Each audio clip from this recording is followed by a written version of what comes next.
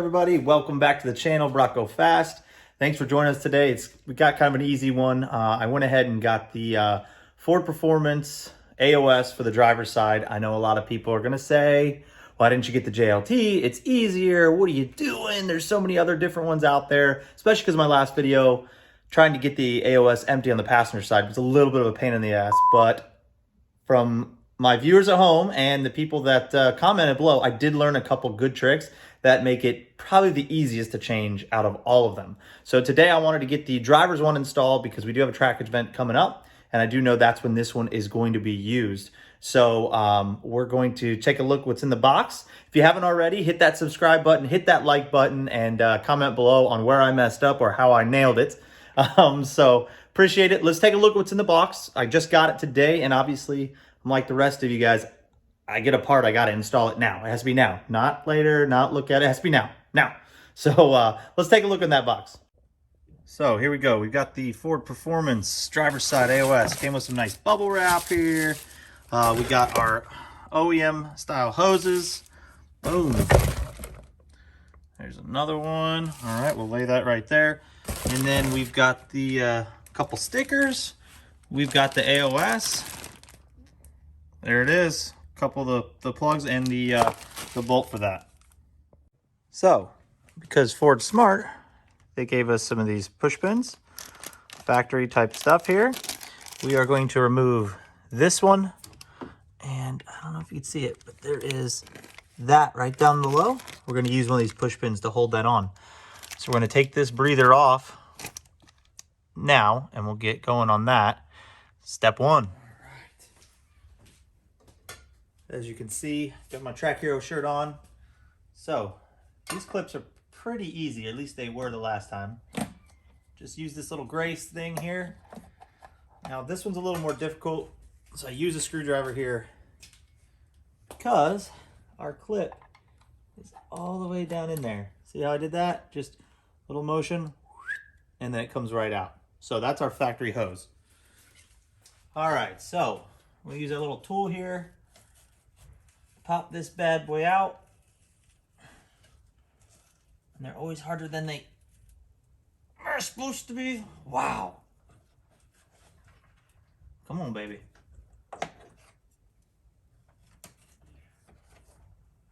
You guys really in there, huh?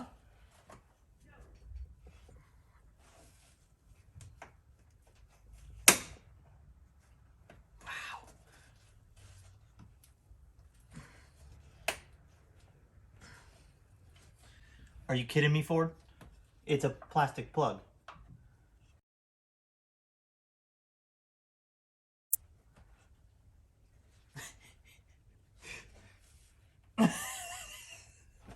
This is so ridiculous. I feel like a noob. Wow. Holy moly, that bad boy was in there. Oh. Okay. Now this tab here is going to go here on the intake. Line all this up. Pretty easy. Easy peasy, lemon squeezy. Now the question is, do we reuse this tab, or do we use one of these magnificent factory push pins, which I feel like is the better option for us? Let's see which one goes in here. So we have the big one. I think the big one is the one. Let's check. Oh yeah. That's the one. That's what we needed. So, this one is going to line up with this hole. We're going to use the smaller one closer. I don't know if you can see this, but